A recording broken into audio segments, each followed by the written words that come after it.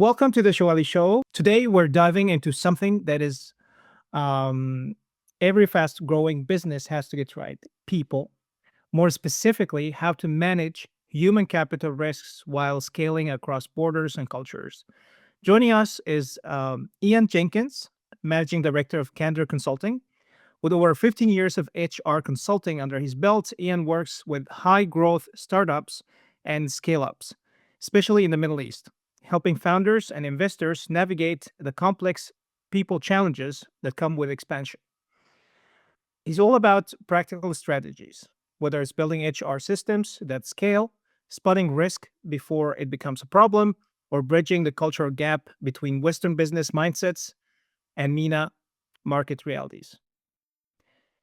Uh, Hello, Ian. Good morning. How are you doing today? Good morning, Moses. Yeah, I'm well, thank you. It's just about the afternoon where I am, but it's been a good morning, thank you. And you can always rely on the weather in the UAE, so I'm enjoying the sunny weather and the warmth, having just got back from my native UK, which is quite cold at the moment. Yeah, I can imagine. Well, it's we're not too far from the UK. I'm based in France. I'm currently in France, and the weather is getting slightly better, but not as good as Dubai, as we all know. I put Indeed. together this intro based on our latest conversation and on the information I could find about you online. So before we go into everything else related to people, startups, HR, I would like you to introduce yourself, and I'm sure you will introduce yourself in a better way than I have. Well, I don't know if I'm as articulate as you are, Moses, but thank you very much. Yes, so very briefly, as you say, I'm a HR professional. I've been in human resources in one form or another for the last 15 years. Primarily, I work with high growth, either financial technology or broader technology businesses, although I've done work with companies of all shapes and sizes over the course of my 15 years. I've been based in the United Arab Emirates for the last 10 and focused on Candor Consulting really for the last 2.5 to 3 years through a series of engagements, some of which have run for 18 months and some of which are short, sharp engagements to sort out a particular pain point for a client. That's great. So HR is not only about recruitment because the company stake, and I remember as well when we talked the first time, I told you, yeah, so I wanted to talk about recruitment, and you told me, no, there's a big difference between recruitment and HR. Can you, in simple words, briefly describe what the difference is? Yeah, I guess it's the difference between if you're a football fan, where Chelsea should be in the league and where they are in the league. You can go and buy the best talent or what appears to be the best talent from all over the world, but if you don't do anything with it to make it function as a cohesive whole, once you've done that, the results that you want aren't going to be achieved. So, um, you know, to a certain extent, recruitment is the first element of HR, getting the right people on board. I would argue there are some things you need to do before you start actively recruiting, but we're probably getting into semantics there. So yes, it's the first part of HR, but it really isn't the be all and end all. I would argue it's far more important what you do with team members when you get them on board, um, the development that you put them through, the culture that you build and breed, than purely just going out and recruiting. I think recruitment tends to get a lot of focus because the most obvious sign that something's not functioning correctly in a HR department often, at least to senior leadership, is that they don't see bums on seats, right? That they don't have a particular skill set that they believe they need. Um, Quite often, particularly smaller, fast growth businesses, they realize too late that they're going to need some form of capability in a particular area. And so then there's a constant ticking clock on any given requisition. We need to get this, filled yesterday. Um, and I can talk as we go through our conversation a little bit about how you can alleviate that. The obvious answer is that you make yourself aware you're going to need capacity ahead of time. But yes, recruitment is a small component of HR. It's an important one. It's where I spent the first 10 years of my career as well. I was an agency recruiter for a number of years, both in London and then across here in the United Arab Emirates. Yeah, that's great. And so HR in a few words, it's not only about compliance and admin. It's much more about it's a human capital, as you mentioned the other day. So, in your opinion, what is human capital risk? Can you develop a little bit on this? Sure. So I talk a lot about human capital, human resources people. There's lots of different, uh, names or verbiage you can use, but we're talking about the same thing. It's how do you get people in and make them perform as effectively as possible? I talk it about it a lot as being a compounding issue. So if you're doing human resources well, so you're bringing in good people, you're developing them, you're making them want to stay with you, and you're getting the best performance out of them, your company becomes more successful and a nicer pace typically to work. You generate more revenue, or you get through your tech development quicker, so you're getting closer towards generating revenue.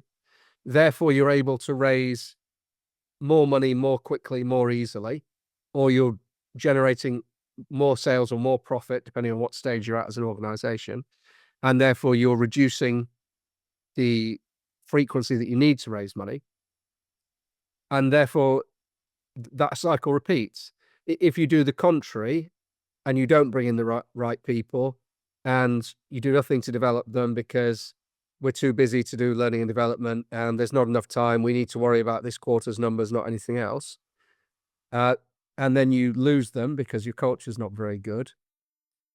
Well, then you make less money, or you make less progress towards whatever your organization's goals are. And therefore you struggle to raise money, and therefore it becomes more and more difficult to get the right people in place. So it's a compounding issue for me.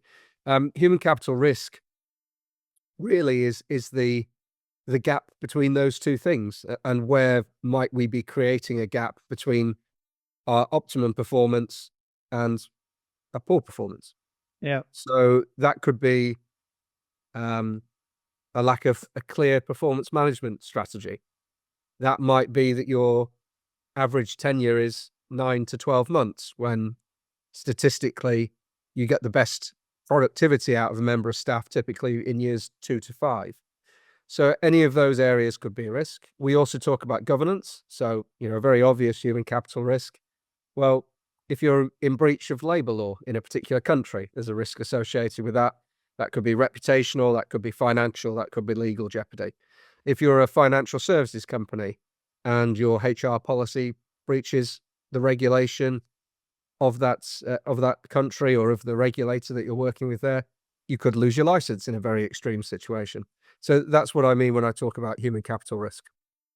In one of your posts, I remember you wrote that hiring the wrong person can actually make you lose years of your I don't remember how you phrased it, but you said something like, if you hire the wrong person, you might lose 4 years of work, something like this. I don't know. I don't think it's quite as extreme as 40. You can lose up to 70% of someone's annual salary in terms of trying to replace them, right? So that's one stat that I talk about a little bit.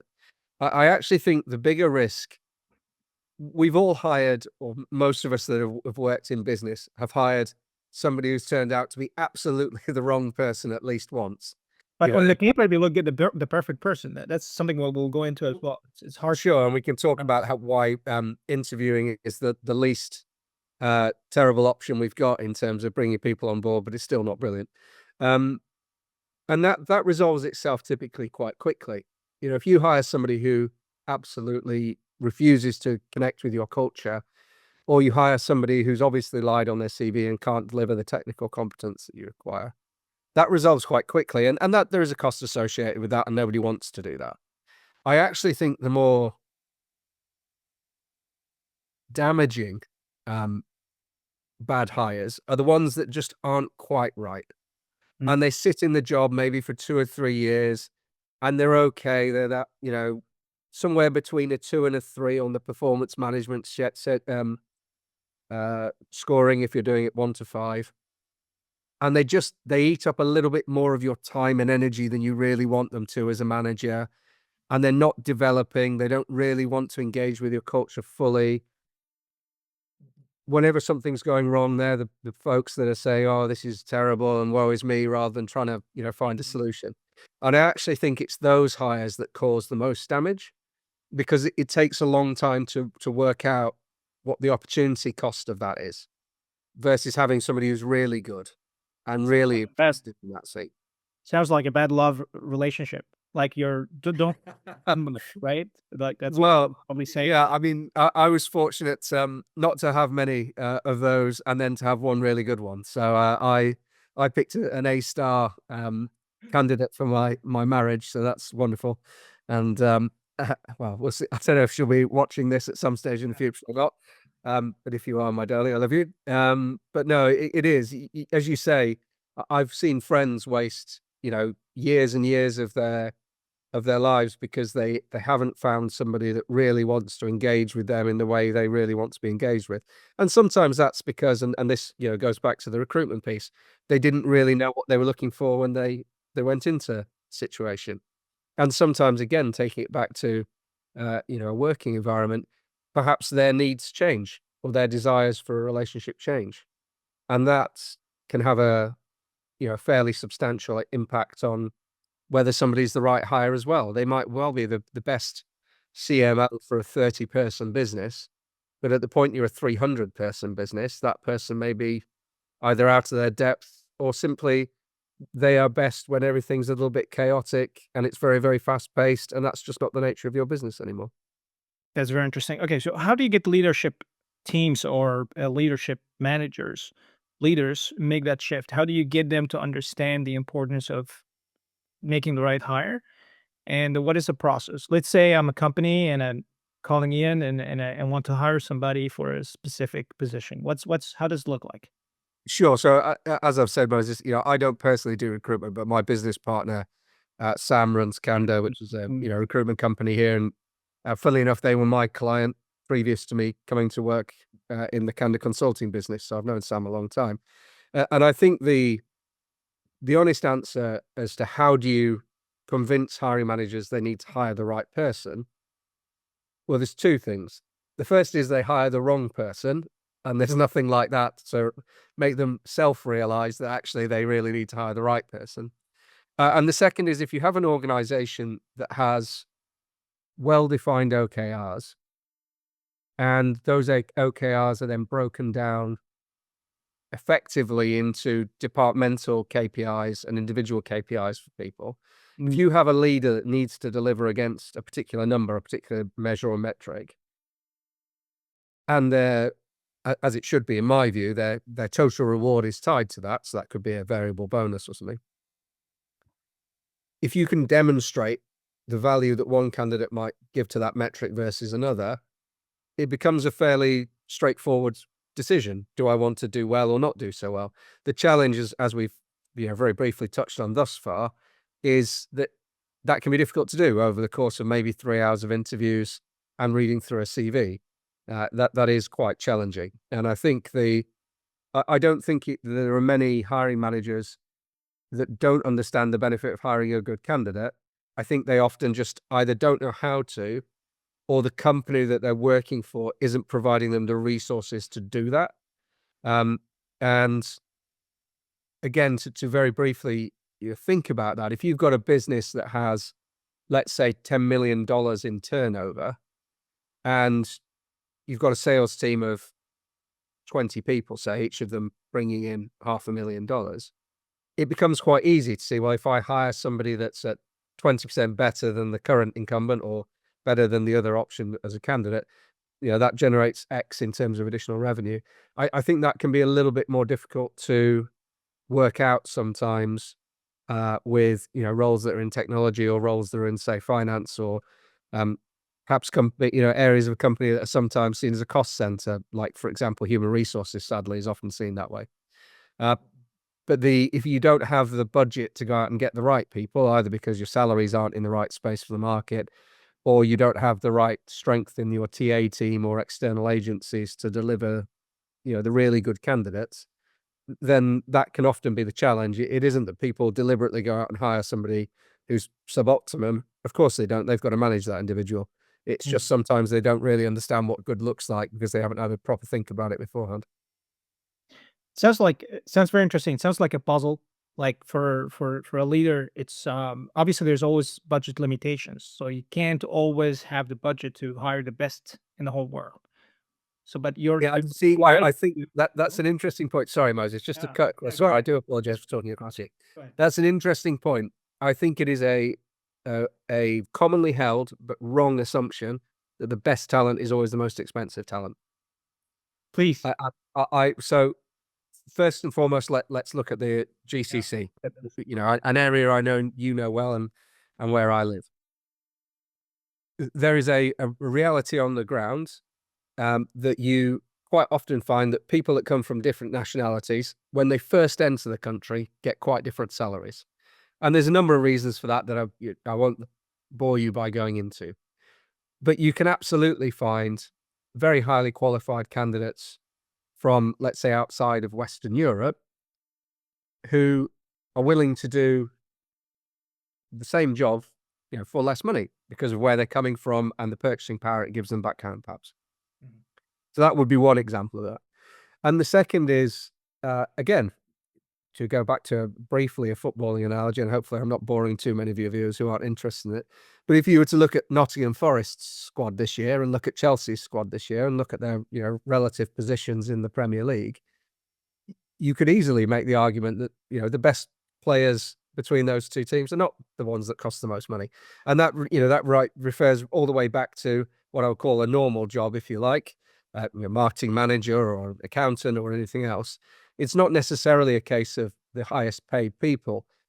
There's lots of examples of companies where people are willing to take a market average salary rather than something that's in the top quartile because either the work-life balance works for them or the benefits work better for them. Could be as simple as the office is next door. I can walk to work. So there are lots of things that can impact that as opposed to just pure hard cash. I do think it's very difficult to go into the market and get top quartile talent with bottom quartile compensation. I think that's extraordinarily difficult. But as I say, just to pick you up on that, I don't think it's always about money. Some people would say that, yep, I agree with you. Maybe that it's about vision as well. So if you want to make sure that you have a good team, because now we're I'd love for you as well to tell us how to put together. If I have a startup and I once you've you have the CVs and you've selected people, how do you put together the perfect teams? Is it about vision? How do you inspire them? Where does Ian Jenkins come into the picture? Where and how? How does the whole thing work? Because to be honest, I have no idea about this, but it's very interesting. It sounds like it's vital for companies to know how to put. It's a bit like an army. So you want or a football team, as you mentioned, since we're talking about football. And, it's important to put the right person in the right place, right? Within the Absolutely. So make sure I that think the best out of the team. for sure. So without giving away all of my secrets and putting myself out of business, I Case study, maybe. well indeed. So one of the pieces of work that I do probably most regularly with clients is with clients that are about to raise money or they're planning to raise money in the next 6 months or so. So they've begun that cycle and they have an idea as to what they think the valuation of the company is, how much money they want to raise, etc. Never quite ends up there, but ballpark numbers hopefully. And they have an idea of what they're going to say to the investors about the trajectory of the company. And that's almost always it's going up and it's going to be wonderful, which is fine. But wonderful usually means something fairly specific. So they'll talk about either revenue or profitability numbers or ARR that they're expecting to have over a given time period. That might be 18 months, 2 years post raise, whatever. I think what a lot of businesses don't do well from that point is to then reverse engineer that and say, well, what capability will I require to do that?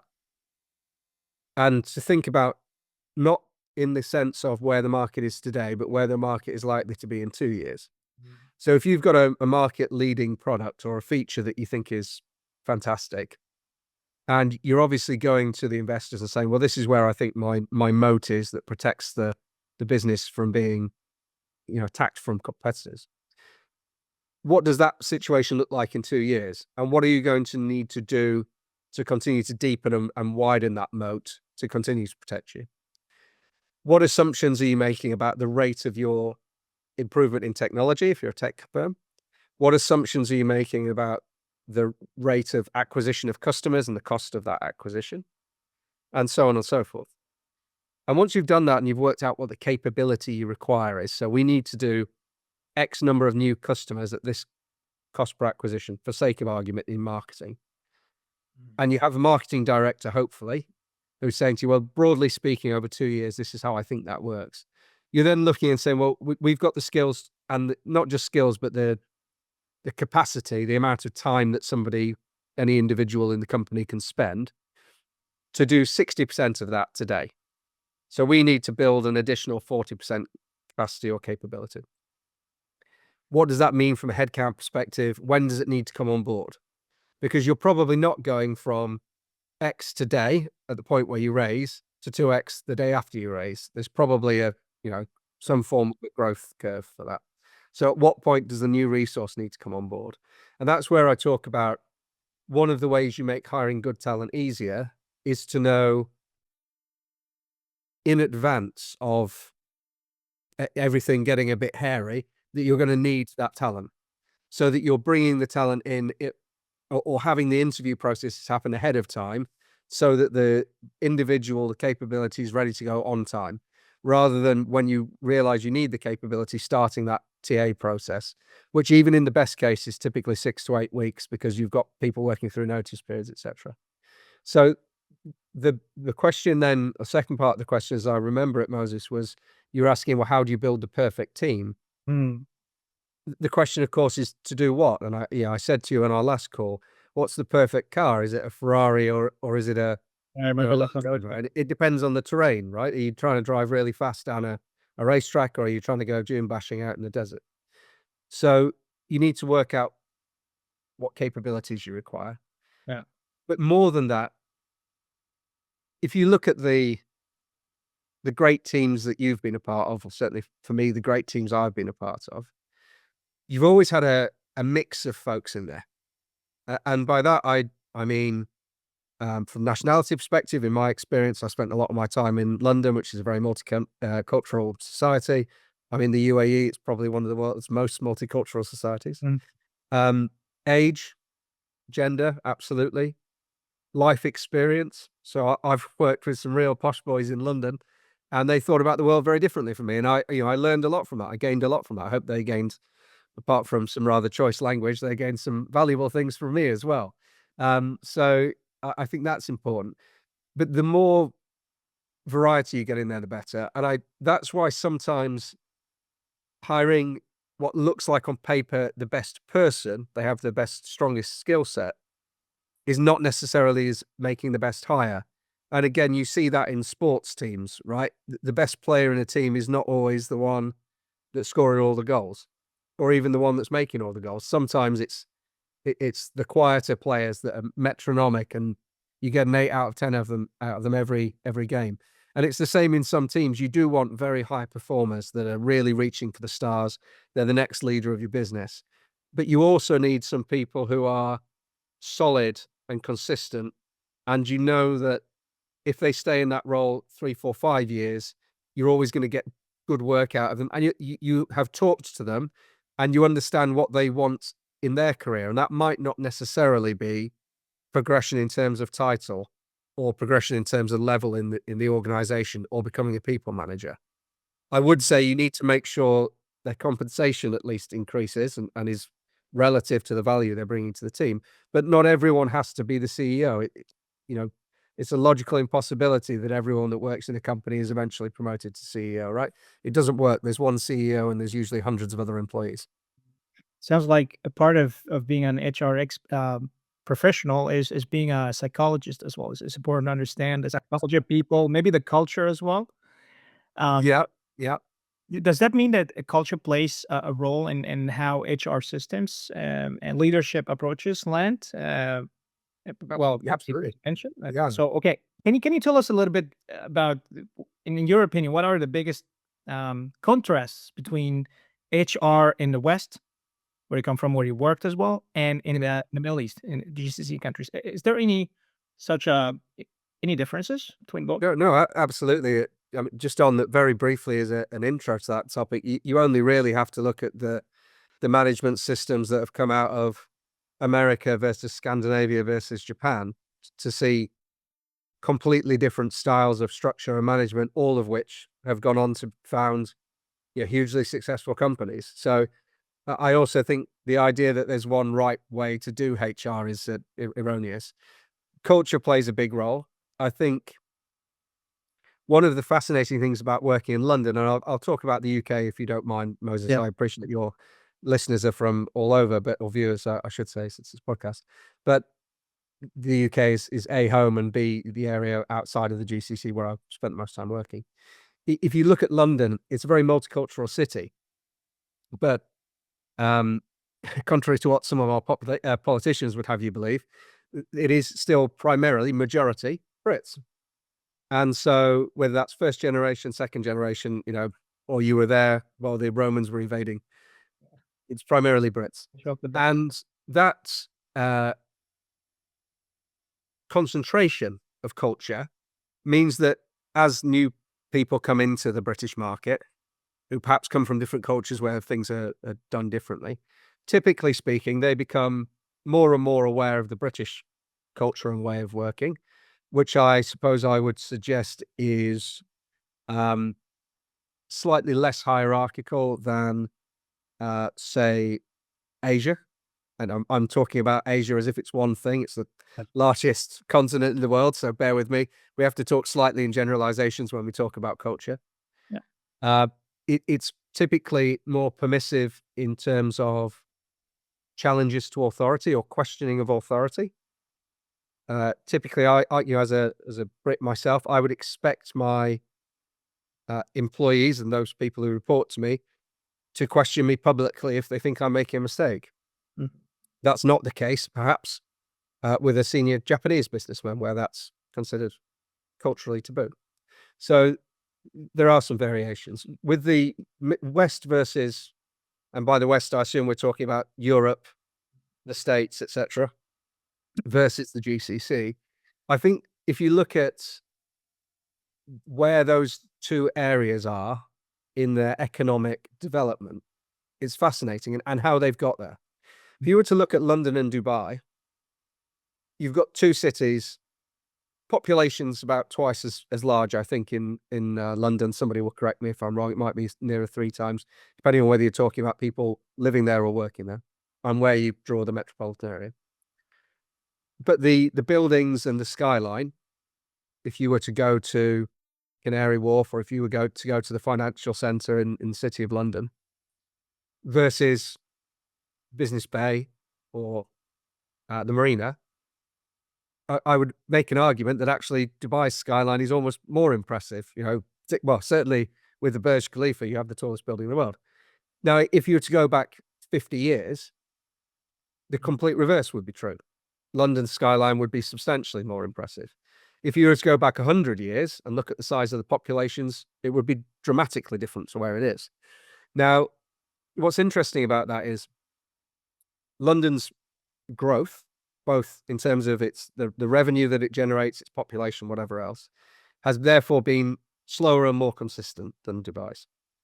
And London's industry, if you like, or its revenue generation, has moved from manufacturing, which the UK does very high-end, high-tech manufacturing now, but doesn't do the volume of manufacturing that perhaps a country like Vietnam might do, or China, absolutely. Although with our friend over the pond weaving his merry weave, we'll see how long that continues for. But my point being, London is now very much a services economy, a knowledge economy. And so a lot of the labour law, which again has developed primarily the British system, underpins a lot of the GCC systems, but the labour law is slightly different. The British system has developed over centuries. And the UAE system, I think the first labour law was written in 82. I could be wrong, and again, my apologies to your viewers if I'm slightly out there. But so around about 50 years ago. And the country of the UAE has obviously got a number of substantial revenue streams, Obviously, petrochemicals is one. Tourism in Dubai, absolutely. But a lot of revenue has also been generated by construction. Now, construction is typically quite a manual process. You need people to pour concrete and drive reinforced steel rods, and to plan and architect these buildings as well. So it has a slightly different leaning to it. And a lot of that is quite hierarchical. And if you look at a lot of those jobs, they don't suit work from home. If you're a bricklayer, you can't work from home unless you're building yourself an extension. It's not possible. If you're a banker, maybe you can. And so I think the culturally, there are some differences. Certainly legally, there are a number of differences.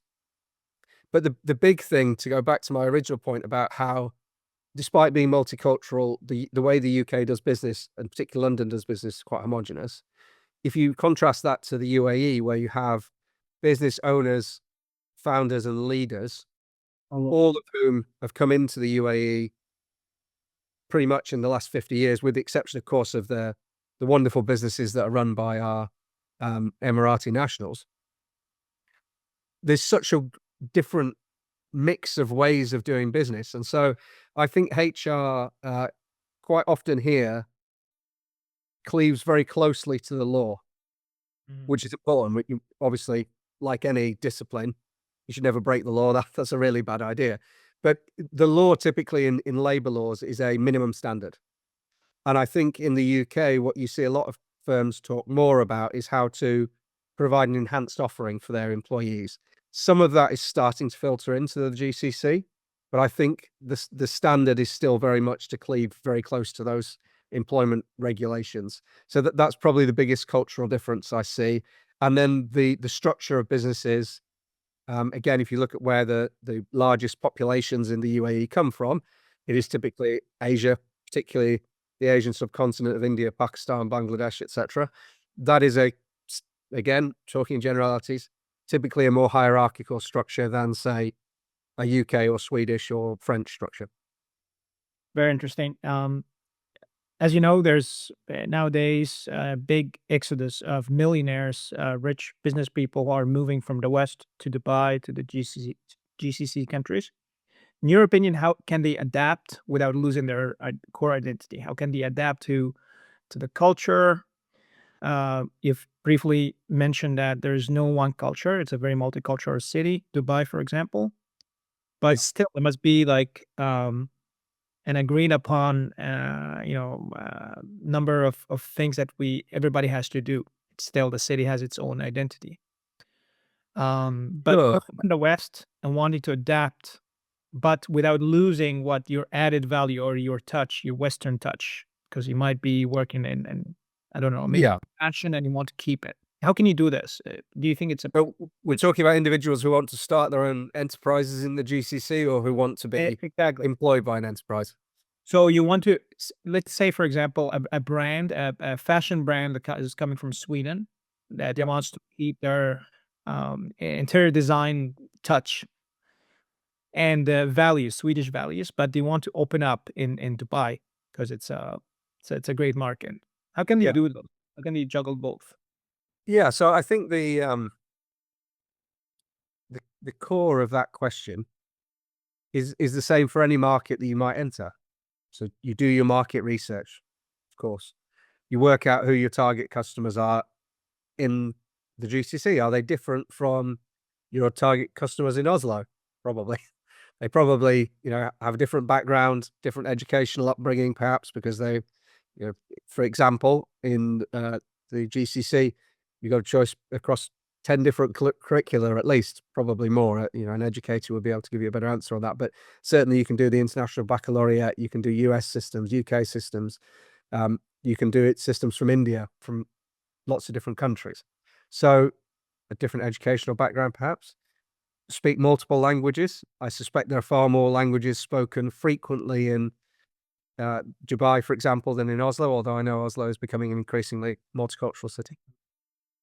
But Okay. the key, I think, is, again, if you look at the labor law and labor regulations. So I'll talk about it purely from a HR perspective, because my knowledge of interior design is non-existent. All of the nice things you see behind me are courtesy of my wife's far better eye than mine.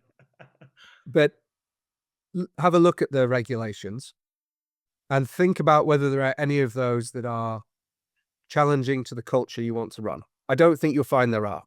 Mm. The GCC is comparatively light touch on label regulations. Most Western countries would have thicker books of regulation, if you like, more detail, more requirements. I think the UAE particularly does a good job of being targeted and effective with its labor regulation. So I should make that point clear. It's not like certain other parts of the world. We talked about a couple of them already, where manufacturing are rife because of the lack of employee protections. That's not the case here. But you could certainly look at some of those things and say, well, if we're a brand that is Scandinavian, as you said, where typically they have a very low level of gender imbalance. So you tend to find very high female employment. The gender pay gap is comparatively low to, say, America, the UK, etc. You might say, well, okay, there's a regulation that says that maternity leave in the United Arab Emirates is 45 days. It's actually 60 days, but it works out as 45 days pay because it's 30 full pay, 30 half pay, and then I think you can have another 30 unpaid. So 45 days worth of paid maternity leave. Maybe that doesn't work for us in terms of the culture we want to have, which is we want to have an enhanced maternity provision because that's more in line with our headquarters. Yeah. So you can adapt. And I think the key is with any business, there is no perfect company for everyone, but there might be a perfect company for you as an individual. So in the same way you're looking at your customer base and saying, well, who do I want to buy my product? Yeah. You'd be looking at the potential employee base and saying, well, who do I want to employ? And you should be thinking about that, not in terms of, well, people from Scandinavia, but you should be thinking of that in terms of, well, the values of my company are openness, honesty, and integrity is usually in there, isn't it? Flexibility, problem solving, for sake of argument. So I'm going to go and look for people that personify those four. And you need to define what does that mean for your business, which you possibly have if you're a large, Scandinavian business looking to move across. That's great. You've already got that piece done. How do you interview against that? So how do you ask questions that actually reveal that without saying to somebody, are you honest? Because if that's the interview question, they're going to have to be real stupid and dishonest to say no. So, that doesn't work. So how are you going to ask questions that might draw out examples of honesty from that individual? How are you going to assess that? So that would be my advice. If you want to keep the best of your culture, whatever that might be, and you want to come to the GCC, come and spend some time here. Firstly, it's not what the papers say it is. So come and spend some time, get to know some folks. Living here is very different from being on holiday here. So maybe come here and spend some time, meet some people, particularly if you have a particular customer base you think is going to be important. Come and be in the places they are, talk to them, get some real life input, talk to potential employees. What do they think about the way you should structure the entity here? What's important to them? If you're talking about your first 5 or 6 people in the country, you could talk to somebody like myself. I'll happily help. So that would be my advice: is the more you talk and the more questions you ask, which you'll find is a recurring theme for me, the better the answers will tend to be. That's very good. In your opinion, what are the biggest challenges that new companies and new startups going into the GCC face in terms of? Arrogance would be number one. I think the number of, and this is not just companies, but individuals, the number of people that come to the UAE and say, or Saudi, or to Qatar, or Bahrain, or Oman, or wherever, and say, well, look, I've been successful in London. London is one of the biggest cities in the world. Now, I know how to do everything, and I'm going to go across and show these folks in the GCC who have no idea how it's done properly, and we'll make lots of money, and then we'll all retire to an island somewhere. Nonsense. You've got no idea. So ask questions, learn and listen, and that you'll solve that challenge. I think the challenge of really separating out the right talent for you versus the wrong talent for you is difficult. because you have so many people that not just that are in the GCC, but that would love to come to the GCC. So I see a lot of founders when I first start talking about them to them about talent acquisition. Well, we put an advert on LinkedIn and we get 500 applications. So why would we need to look at anything else? Well, that's only true if you think the best person for the job is one of those 500 people who has been on LinkedIn looking at your job ad. Quite often they're not. Quite often the best talent is currently employed. Not always. Lots of people find themselves out of work for whatever reason. My experience of doing that was well under 1% of applications we got through that LinkedIn advert were relevant. Not to say even particularly good, but, you know, baseline relevance as to they matched the competency requirements and the technical requirements that we had for any given role. So that was definitely a challenge. And then I think the final piece, and this is a bit more industry specific, but it's working out where you want to be in the GCC. There's a lot of talk, of course, about Saudi Arabia. PIF projects have made some consulting firms, you know, very wealthy, and they're fascinating once in a lifetime giga projects. So it may be that you want to be involved with those. You may look at Dubai and say, well, Dubai looks like the tourism and hospitality capital of the GCC today. So maybe if my business is in that space, that's where I want to be. It might be that you're trying to provide the government with services. So you may say, well, actually, Abu Dhabi is the seat of government. That's where the sovereign wealth funds are. That's where I would like to be.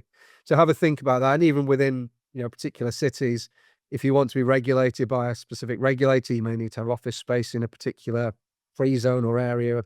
So all of that is worth consideration.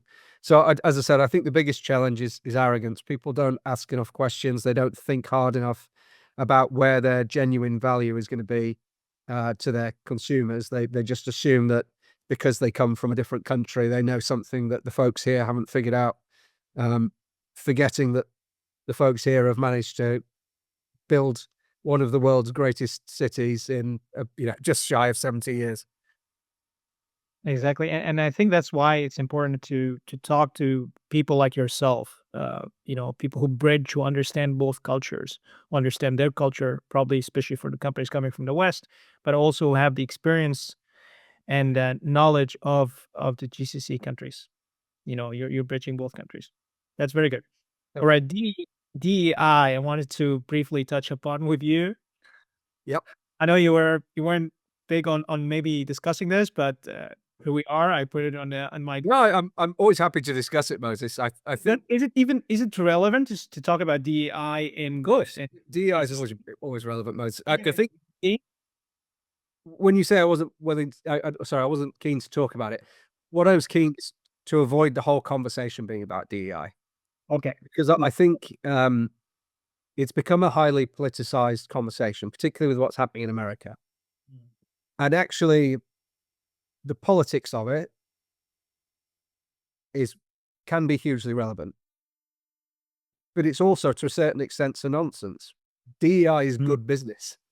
Companies that are diverse make more money. So regardless of your politics, if the dollar is king or the dirham, you should have a diverse company. If you're not doing that, your shareholders should be calling you to account for it. It is vastly important that you have diversity of experience, of thought, of background in a business and within teams as well. One of the things I see here quite often is people say, we've got a very diverse team. And then you look at the company and all of one department is from Kerala, another department might be from Lebanon. You've got another department where everyone's British or European, and so on and so forth. So diversity of thought within teams as well is important. But I think the challenge is people focus on the wrong things. People focus on, and forgive me, nonsense, like giving flowers to their female employees on International Women's Day. And I could personally strangle every company leader that does that. Don't do that. Publish your gender pay gap. Have the, I'll say courage, since we're in a public environment, have the courage to publish that along with a list of promises as to how you're going to reduce that gap. Do that. Well, don't worry about the flowers.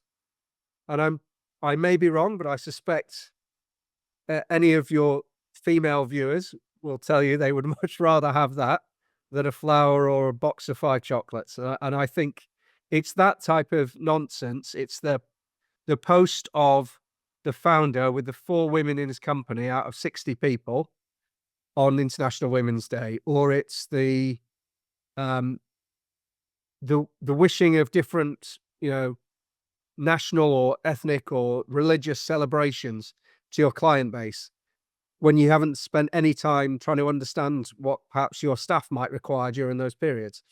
And I think that all of that is a really difficult conversation to have. It's a really difficult thing to implement well within a business.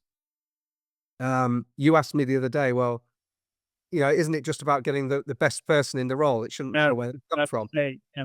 Yeah, 100%. But as I said to you before, it's about building the best team. So the best person isn't necessarily someone with skill set. It's somebody who has the skill set and competencies. And one of those bits of value that they bring is the diversity of their experience from the rest of the team. So there's a value to that. You need to ascribe some form of scoring to that. How do you do it? It's an interesting question. I'm more than happy to answer it to clients. That's one of the things we talk about. But it's a lot more difficult than simply saying, okay, well, let's make the next 3 hires from this part of the world, or let's hire the next 3 people that will be one gender or another gender, etc. No, that's a very interesting topic, and I'm sure 45% of our listeners are women, are female. So I'm sure I look forward to getting their feedback on this topic. For sure. I would say one thing, actually, just as a case study. Yes, please. With one of the payments businesses that I worked for about 18 months in the last 2 years, we've been engaged with them on various projects. They were, now, this is not unusual, sadly, in the financial services business. When we arrived, they were very male dominated. And they had, the female employees they did have were in non-commercial roles, which is another thing that you quite often see, which again, I'm hugely not a fan of, is people say, well, we need more diversity at board level. Okay, well, make sure the next HR director is a woman. Why HR? Because it's seen as, incorrectly, a softer discipline, as though the the best salespeople I've ever worked with haven't all been female. You need to have that willingness to have integration, whether it's gender, whatever, across, the whole business. And so we kind of rectified that to a certain extent. And one of the ways that we did that was to create a key risk indicator. So this was a regulated entity. And so they have to have a risk department. They have to be KRI set for the business. And they have defined reporting, which you are in breach of your regulation if you don't follow these processes. And so we set a key risk indicator that tracked the percentage of the business and the percentage of different levels of hires that were female, and that tracked the gender pay gap. And all of that, where it breached that gap, had to be reported to the board with a plan for remediating it. So that not only created the situation we want, which was a more balanced business, but it proactively thought about, well, how do we make sure that becomes self-reinforcing? And also, how do we make sure we don't unconsciously drift into the previous situation again? Because that can happen. Sadly, we all have subconscious biases. We all make assumptions about people before we've even spoken to them. It's a survival skill from our time as monkeys, or as less developed, less sociable, perhaps, life forms. So that becomes quite important to try and work out how can you protect yourself from your own subconscious bias. In your opinion, how important is DEI for companies in a city like Dubai, business wise? Would you say companies that are good, that have more diverse teams, make more money or are more successful than other companies with homogenous? How important is it for a city with a culture, with a Dubai culture? Oh, is it Necessary essential? or like business wise? Is the must have? So it's not a legal requirement that you're diverse, but it's a legal requirement that you don't discriminate, and the two are different. Okay. So yes, you can't discriminate on the bounds of gender, race, nationality, religion, etc. The only slight exception to that is nationalisation programs, usually in the GCC, that will allow you to prefer a candidate who is a national of a particular country versus an expatriate, which is a whole separate topic, and we won't talk about today, I don't think. But your question was how valuable is it? Well, McKinsey said diverse boards are 39% more profitable. That So applies to Dubai as well? Does it apply to is it a global fact in your opinion? Would yeah, I believe it is. I mean, the original study was across 23 countries. Forgive me, I'm pulling this off the top of my head. I don't know whether the UAE was one of those countries that was studied or not, but I would absolutely say the GCC in general and the UAE specifically, more diverse companies tend to be more successful. Why is that? Again, it's one of the most diverse countries in the world. So if you've got a country where the national population is somewhere, I believe, between 10 and 15% of the total population. You've then got a large population from Asia, large populations from Africa, from Europe. You've got people from the northern and southern Americas as well. You have this customer base that is not homogenous. And so you have to, the more you understand different viewpoints, the more you understand different problem-solving methodologies, the more successful you'll be as an organization, as long as you create an environment that allows people to actually bring what makes them special to the environment, right? If you create an environment where you can never question decisions, hire whoever you want. It's not going to make any difference. If you're making all the decisions, then the diversity of the team around you is effectively meaningless because you're not getting the value from it. But if you're planning to run a sensible, smart company, then absolutely diversity is a huge key to profitability in my view. and especially for international companies, and I think Dubai might be the perfect case study in diversity around the world because of their diversity are doing so well globally. They have teams, but as you said, I think it's very important to be able to apply your diversity, your background to that, to bring it to the table where you are. Because if you have systems that don't allow for you to manifest this diversity, then you're not getting the best out of your team. And I guess that's where your job comes in as well, right? Yeah, one of the things I talk about with clients a lot is accountability Oh, and how, and this is not at all unique to the GCC, but what I'm talking about to clients here, it does apply. They don't encourage accountability because accountability is used as a negative, right? It's somebody's fault. Something went wrong. Let's find out whose fault it was. And so you may have, if you've ever spent time in the GCC, you may have had a service encounter where there's a very obvious solution to the problem, but it's not the process. mhm. And so we can't do that because it's not the process. And we're so busy thinking about the process that we're not actually thinking and inputs and outputs. We're not thinking about the benefit that we're trying to create for the business, the goal that we're trying to achieve. If the goal is a happy customer and we need to step slightly outside the process to make that happen, as long as we're not doing something that's non-compliant or illegal, or going to cost the company, substantially more than the value of the customer over a lifetime, then that ought to be possible. And creating an environment where people feel genuinely comfortable to put their hands up and say, "I'm really sorry, I've made a mistake. Can someone help me fix it?" The amount of money that you save, the problems that they have created are not the problem. The problem is when people don't say anything, they know they've made a mistake, but they're scared that they're going to get caught having made the mistake. And they do one of two things, both of which is terrible for your business. They stay silent, which is bad because then we can't fix it. Or worse, they do something to try and fix it themselves. And usually that thing creates a bigger problem or a bigger risk. So that's why I talk a lot about to clients about accountability. How can you make it okay for people to make a mistake occasionally, as long as they can show that their intent was right? If the intent is, you've told me as the CEO of the business, our goal is to double our customer numbers. I found a good legal compliant way of bringing on more customers, but it requires that we change the process from X to Y. You should be bringing that to the CEO. If you then say, actually, I made a mistake. There was a part of this I haven't considered, and I think we're going to have to change the process again. again, that should be 2 wins in a row for the CEO, right? Improved process, and then it's been improved again iteratively, rather than improved process, but actually there's a problem with that process and we're not fixing it because we said we told the CEO this was a good idea, and now there's an issue with it and we don't want the CEO to know that. So I think that's one of the big challenges I see in this region is, and part of that is cultural, and part of it is a challenge of communication as well, because you have people who are perhaps speaking in a second or third language even.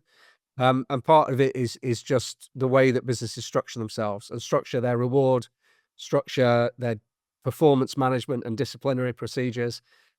If you've ever been in a situation where you're trying to get something done with, for example, a bank, and there's 8 people that have to sign something off, that's not because they think 7 people might make a mistake and the 8th person might catch it. Those processes usually made larger and larger by the people involved, because then when something does go wrong, everyone can point at somebody else and maybe it's not you that gets in trouble. So that's not valuable typically to a business. It's created often subconsciously by people in the organization because they don't feel psychologically safe to act in the best interest of the business. Well, it sounds like the Swedish system, which is horizontal, leadership might be better, but at the same time, what would you say? Because I've actually lived this myself without going to details. A Swedish company saying it's impossible to apply Swedish rules to a place in the Middle East because they have a different system of leadership. Like, what to do then? What would you Well, tell? so firstly, if it's your company, you get to decide what the system of leadership is, Yeah, Frank. no, but Uh, I mean, so meaning that people wouldn't understand it, would see it as weakness. Like they wouldn't respect a leader who actually sits down and asks his or her employees about things. Like what where to But draw these. so that okay, let me touch on that then. Yeah. So there's 3 things that you could do very easily to change that. Firstly, hire the right people. If the people you're hiring are gonna think you're weak for giving them power to make decisions, you've hired the wrong people, if that's how you want to manage. If you want to manage in a very rigid hierarchical way, you've hired the right people. Again, there's no perfect people or perfect jobs, but there's perfect combinations. So that's 1. 2, you've not explained the situation properly, perhaps. Mhm. So maybe these people won't see it as weakness when you explain why that is. So if you explain why that is, and also put in place some bounds for that. So you might say, for example, if you make a mistake and it irritates a customer, you can give them up to 100 dirhams as a sorry, right, as a service recovery tool. Here's a list of 2 or 3 break points where you might look at that. So they were inconvenienced by up to 10 minutes, 50 dirhams.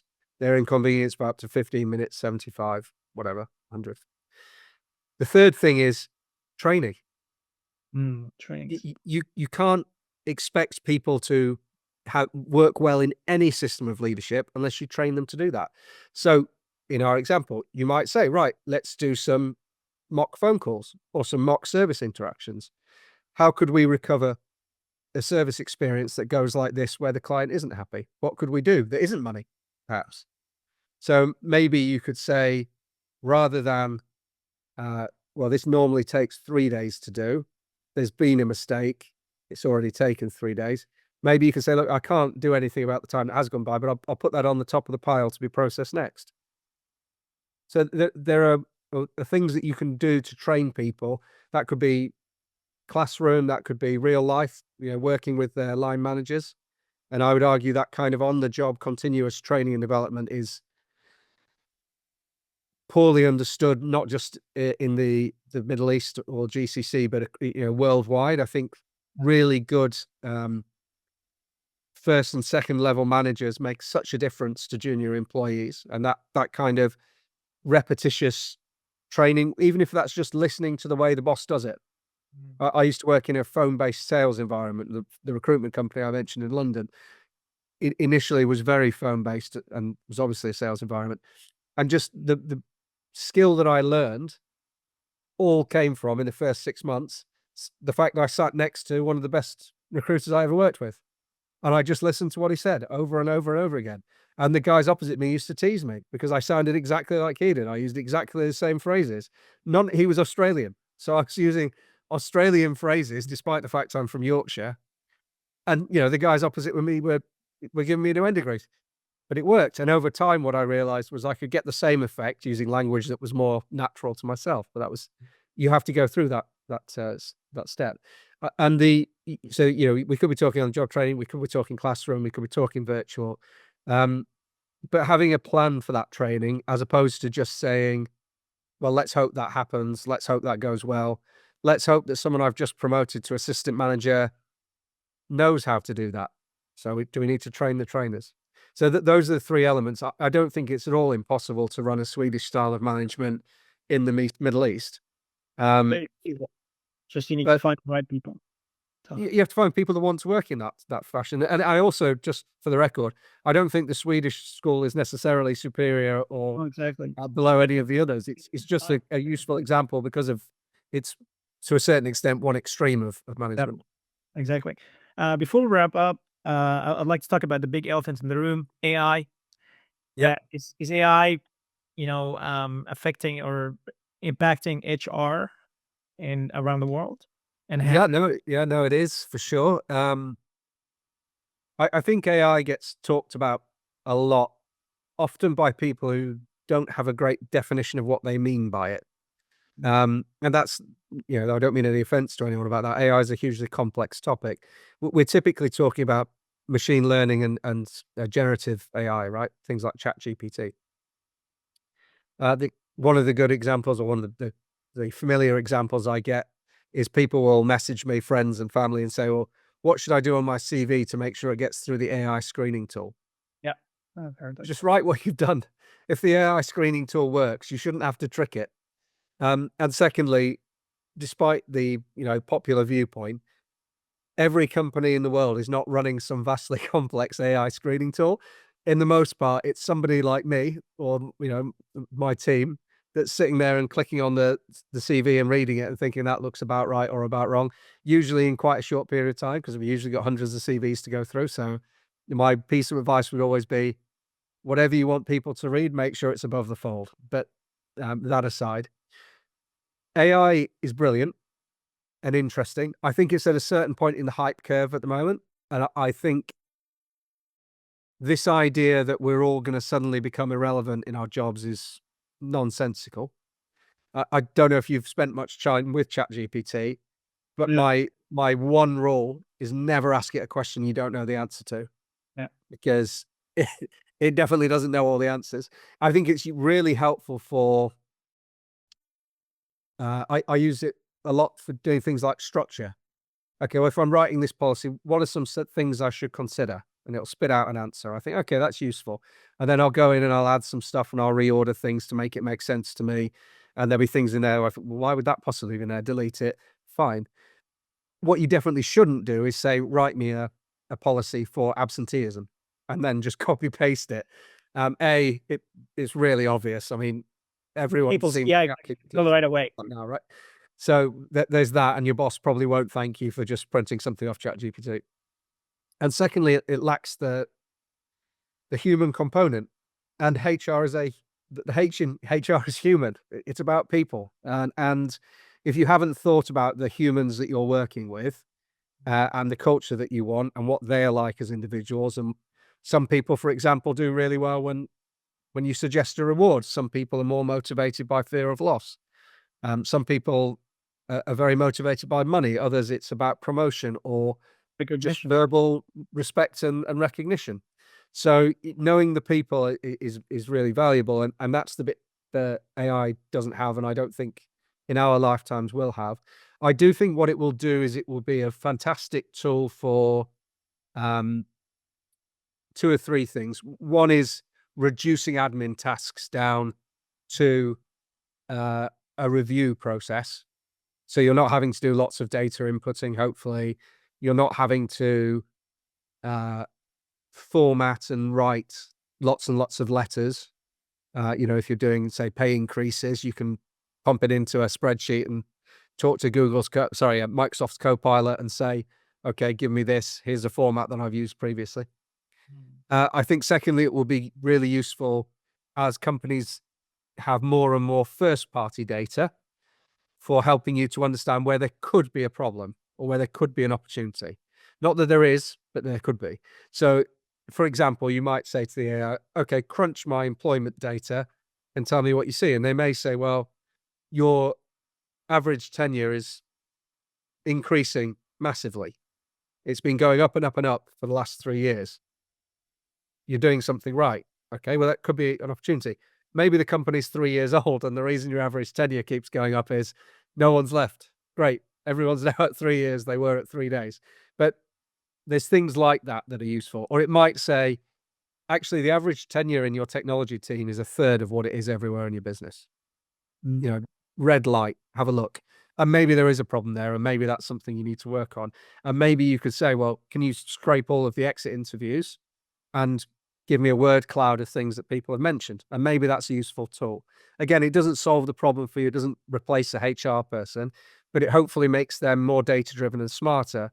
And I think that data focus, and the ability to talk more like the other senior leaders in a business typically do. So CFOs, CEOs, chief commercial officers, talking about numbers, facts, figures, data is a really important trend for human resources. And it's been on that trend for about 10 years. People analytics is, very important these days. But I think for smaller businesses that don't have the resource to put lots of energy into collating and then assessing and analyzing that data, that's where AI will be a really powerful tool for small companies, is to say, what might be going wrong. And there may well be elements of the work that I do today where that will be replaced by artificial intelligence, or it'll go from a week-long project to a day-long project because the hard bits being done by the AI. There's not only it's not only bad things, it could be as well. It can enhance your performance, but just keep, don't delegate everything to AI. Like, don't delegate your brain. Don't give your brain away. You're in charge. AI is just a little, tool that. AI is fantastic at what it's fantastic at. AI can crunch data that genuinely I could live and die 1,000 lifetimes and not be able to do personally, right? The computer that we're talking on can crunch data, can do sums I can't do. That's fine. It's a tool. Email didn't kill Like people, thinking right? about it. Exactly.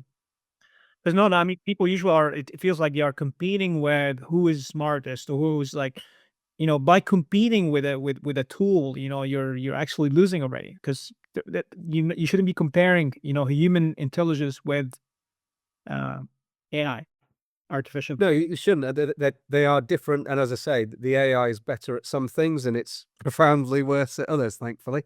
Um, I think if you look at the number of jobs that exist in the world, and we've been through these industrial revolutions previously, right? So you went from weaving being a household industry to vast factories in places like Yorkshire. And people say, oh, these new looms are going to destroy jobs for people in the UK.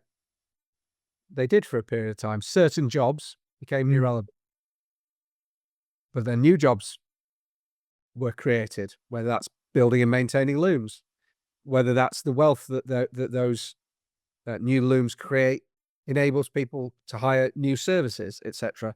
So I do think there will be a marked change between today and 10 years from now in what people do. And I do think there will be winners and there will be losers. I think sadly that is fundamentally true of almost every technical revolution that we see here. There are fewer post people, I suspect, in the UK than there used to be because email exists. It's the thing. Fax machine manufacturers are probably going out of business at the moment, unless they've changed their product to be more in line with the way the world works. But I don't think it's going to destroy HR.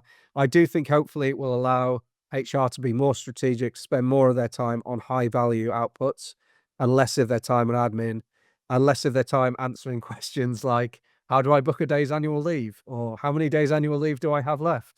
What should I do if I'm not feeling very well today? All of that, hopefully you can set up a chatbot that will give answers to 80, 90% of those questions that will be, exactly what the human being would say. And that saves you a bunch of time that you can then use and say, well, what does our manpower planning look like for the next 2 years?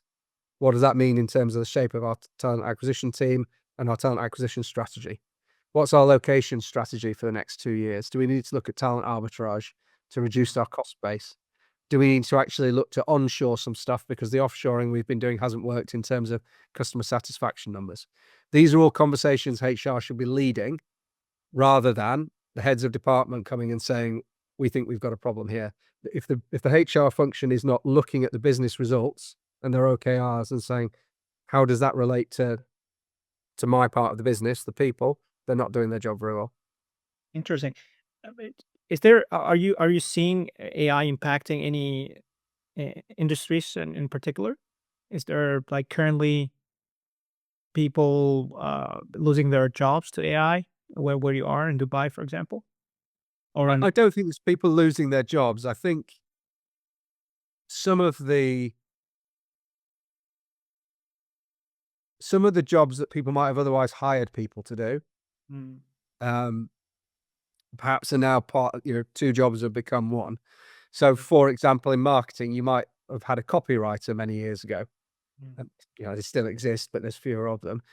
Now, I think a lot of that, gets done by AI. You might have had a graphic designer as a small business or a graphic design agency that you used as a small business. You might now, if you're trying to bootstrap, say, well, can I use an AI tool that actually will give me something good enough? Again, human-based design, to my mind, will always be superior to what an AI can produce. Like, I don't believe computers can produce art. It's a personal opinion. I'm sure I'll offend some people by saying that. So that's probably where I see it more. I think the bigger changes that are happening uh, in the UAE is it's becoming more and more of a service-based economy. So Mm. construction, etc., is still a core part of the UAE's makeup, but you're seeing more of high-tech businesses, financial services, also the hospitality industries have been booming recently. So there's a lot more service industries, and I think the human touch in those places typically, again, is extremely valuable. I know there's the odd article you'll see about a, a restaurant you can go and a robot cooks your food for you. I'll stick with a human chef if I may, if that's okay. I find Great. they can taste the food. They know whether it tastes any good before it comes out, right? Um, I'm not a massive fan of ordering food from a QR code on a table. I'd much rather speak to a friendly member of waitstaff who knows about the dishes and can answer my questions. So that's just, again, personal preference, but I don't think AI's in the short term going to destroy lots of jobs. I think jobs will change. Lawyers will spend less time drafting documents and more time doing, again, smart strategic legal work. That might mean you need fewer lawyers in your company if you've got a company legal team, but it's not going to mean there's no lawyers. Yeah, it sounds like less intellectual jobs are safer for now. No, Mentioned to a restaurants. certain extent, I'd say the opposite, right? I think now is the best time in the world. If you've been saying my function is a strategic value creator for a company, Mm, which HR have been trying to have that argument for decades.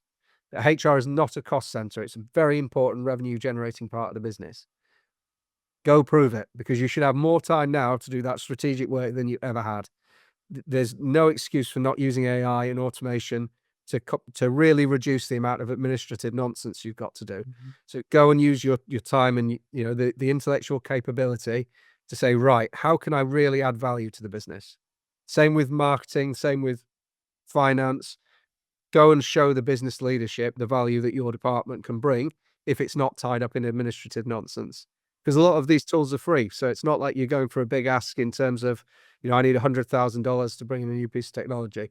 All I would very strongly advise everyone that listens to this podcast to do is to check whether you have any regulation in your company about uploading company data to generative AI, because it keeps a copy and your company may not necessarily want their business secrets or their sales numbers going into a generative AI when they lose that data. Exactly, exactly. Right now everybody wants to. Can you hear me? Yep. Yeah. Yeah, so I've recently heard that people, since there's people are many people want to go to move to Dubai or move to the GCC. The salaries are not as high as they would have been 10 years ago, especially for people coming from the West. Is that true? Is it like because it's too competitive right now in the sense that it's hard to get the same advantages that we would have got years, 10 years, 10, 20 years ago? Yeah. No, I don't think they are higher than 10 years ago. What I would say is that their rate of growth has not been as great, and the purchasing power that that gives you is no longer as great. So I don't think it's any great mystery to the world that everywhere in the world costs have been going up recently. And if we get major tariffs or a trade war between the world's two largest economies, one would suspect that will, continue to be the case. So there is that. I think if you've asked me about the UAE kind of specifically there, the UAE 10 years ago was seen as much more of a hardship posting than it is today. Wrongly seen that way, but mostly because most people hadn't spent much time here. And when it was in the news, it was your typical nonsense from the Daily Mail, etc., about how somebody had been arrested for something or whatever else. As I say, pointless journalism, but there we go. Um, I think now, with how well the UAE in particular handled the COVID crisis, um, with how open for business it stayed, and with the fact that it very quickly created these visas that allowed people to come and do remote work from the UAE, that's attracted a lot of people into the UAE. My experience normally is once you've spent some time living in the UAE as an expat, there's not a huge draw to go back to your country of origin. It's one of the safest countries in the world. Salaries are uh, tax-free. There's no income tax, right? So we are seeing lots of people who are now in the UAE, perhaps who came on these remote work visas, who are coming in a visit visa because they want to move here and they're keen to find a job on the ground. That does obviously apply pressure to salaries. I think there's certainly been a plateau and maybe a reduction in salaries over the last 18 months or so. Um, but I think also economies everywhere are cyclical. So it will surprise me if that doesn't change over the next 18 months because there's a lot more housing, etc., coming online in the UAE that will um, have a downward pressure on rental numbers, which will be, I think, well received by most residents. Um, there's new companies opening. There's a bigger population. Therefore, there are more people to service with your companies in the UAE. Again, no news to anyone that PIF and Saudi economy has been, you know, driving huge amounts of money into the world economy over the last 18 months, 5 years, maybe even.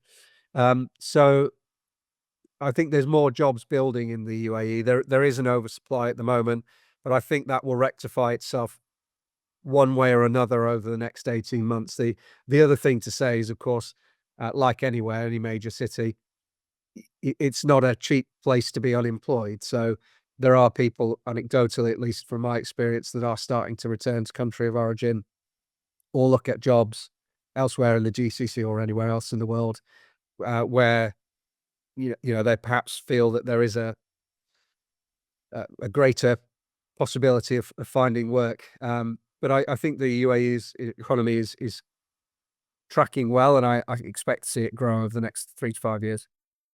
What's your advice for anyone, if you're a Western or European or North American, wanted to move to the GCC? Is there anything they should be have in mind?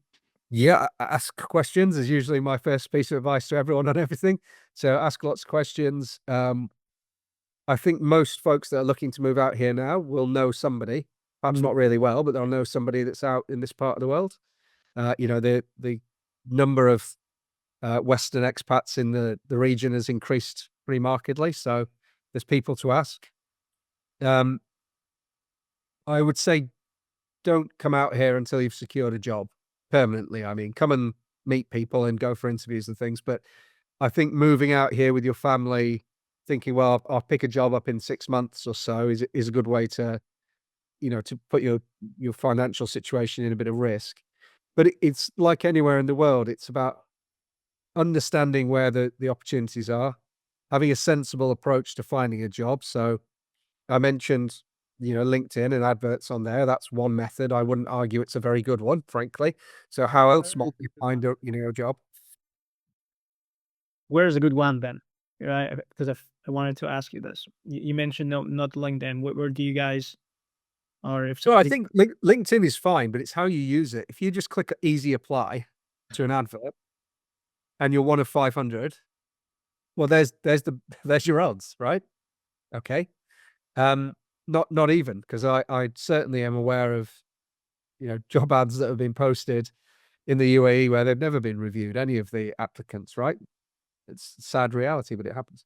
So what I would say is, let's say you're a senior accountant. You want to move from somewhere in the UK to the GCC.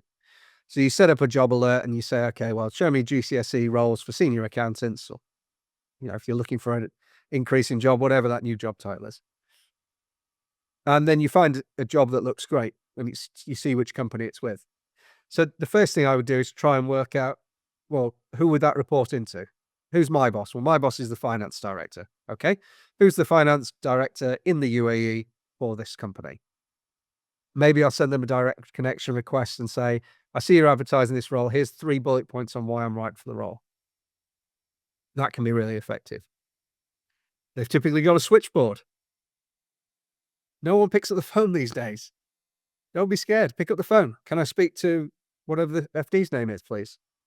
Hi, thanks for taking my call. Just wanted to make you aware I've applied for this role. In the next 30 seconds, I'll tell you why you should be interested in me. Here it is. So I think those types of direct approach are valuable.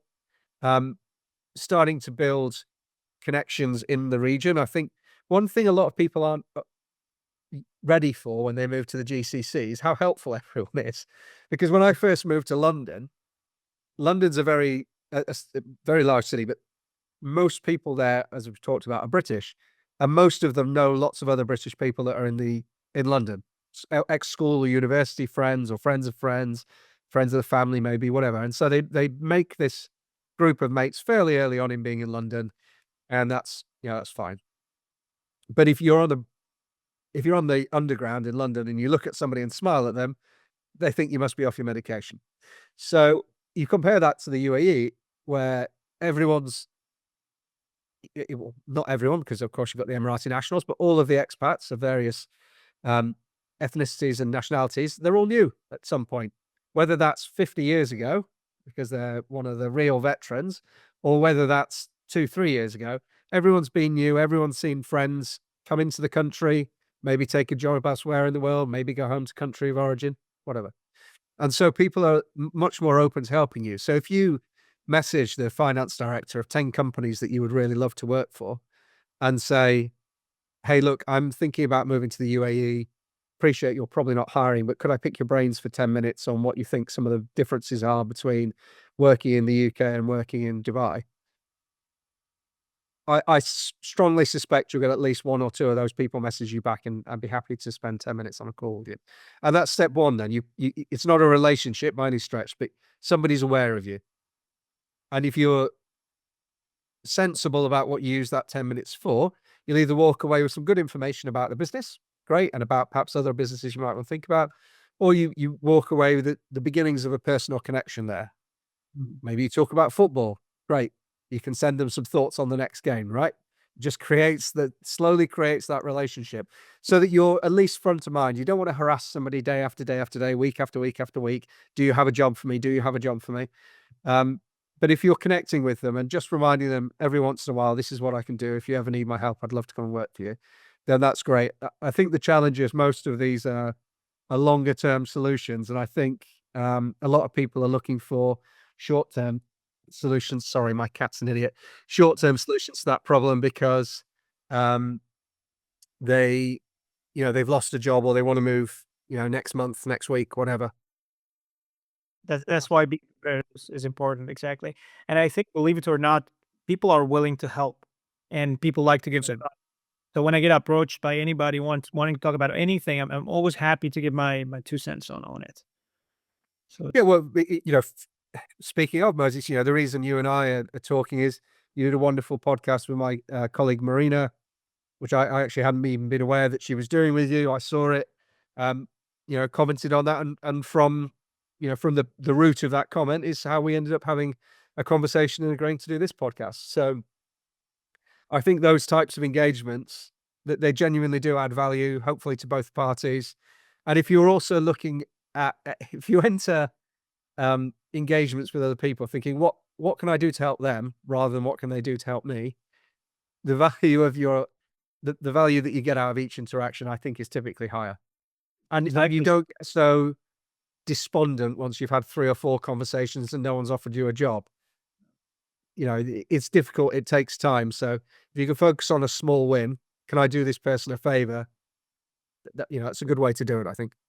That's what I think that's what a lot of people forget is that the best way of getting something is by adding value, give, and then eventually you will receive something, like be of value to others. And even if you don't, what's the worst thing that's happened? You've made the world a slightly better place for someone else. Exactly. Seems like a good day to Karma. me. Exactly. Any final thoughts? Is there anything I should have asked you, Ian, but I haven't? Yeah, I think we've touched on most of it. I guess my lasting message would be HR really is a strategic function, and it is a compounding function, as I say. You don't have to spend lots of money to do HR better. You just need to think a bit clearer. And once you're doing that, it builds on itself. If you have a good culture, the people that work for your company enjoy working there. The people that you want to hire enjoy working there. The chances that they'll recommend somebody good to come and work for you are much higher than if you have a poor culture. If you pay bonuses that are tied sensibly to people's targets, the chances that they'll hit those targets are higher than if you don't do that and you just make it on the basis of the manager's discretion, etc. If you've really thought about what the risks to your business are from a human capability perspective, your chances of avoiding those risks are much higher, which means that your HR function doesn't spend 3 weeks trying to undo a situation that could have been avoided with 10 minutes work. So it is a compounding system. The harder you work in it, the more you think about it, the better your company will perform. And just as a final thought, I've talked about companies that raise money. The average Series A raise at the moment, median, is about $18 million US. Okay? 60 to 70% of that gets spent on average on people, directly or indirectly. So that's somewhere between $10 and $12 million of each raise going on people. If you're trusting that money, that 11, $12 million to somebody that you're paying 25,000 dirhams a week and forcing to do HR, talent acquisition, and the office manager job, you're damaging your company and almost to a certain extent not fulfilling your fiduciary responsibility to your shareholders. You're doing something that is very obviously logically damaging the profitability of that enterprise. And you need to stop doing that and think about it much harder. Wow, that's powerful, actually. I think most people don't think that way, but it's true. Yeah. Okay. Well, thank you so much. That was very helpful. Thank you. It's been a pleasure talking to you, Moses. Appreciate you having me on. I look forward to grabbing a coffee next time I'm in Dubai, or if you have Bye. a chance. Thank you for your time, Ian. Thanks, Moses. Take care. Bye.